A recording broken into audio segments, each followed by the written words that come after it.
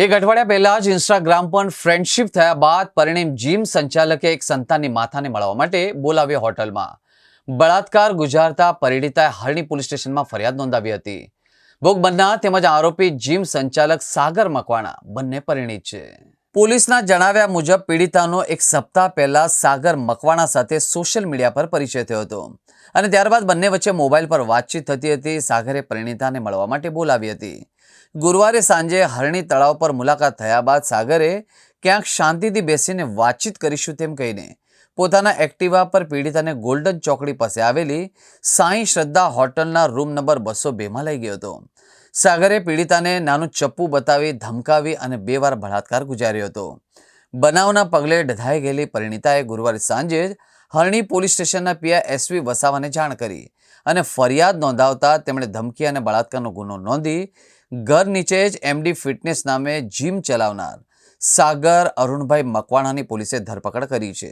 4/6ના રોજ એક મહિલા બેને પોતાની ફરિયાદ આપેલી છે કે સાગર મકવાણા નામના વ્યક્તિ સાથે પોતાના ઇન્સ્ટા દ્વારા પરિચયમાં આવેલા અને 4 તારીખે 4 વાગ્યાની આસપાસ એ હરણી તળાવે મળે છે અને પછી વડોદરાના કોઈ એક ગેસ્ટ હાઉસમાં જાય છે.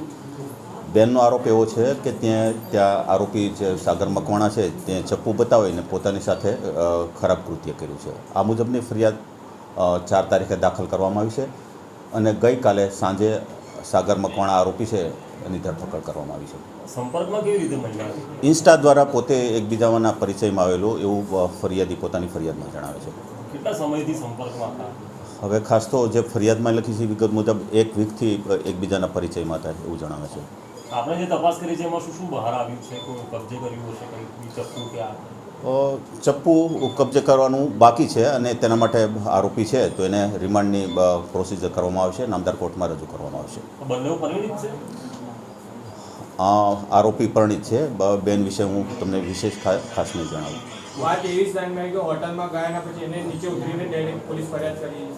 હોટલના CCTV ફૂટેજ, કંઈ ડોક્યુમેન્ટ એ તપાસના કામે જે ચાલે છે તેમાં કબજે કરવામાં આવે છે અને એ તપાસ હાલશે. ના, હોટલનું નામ નહીં આપો.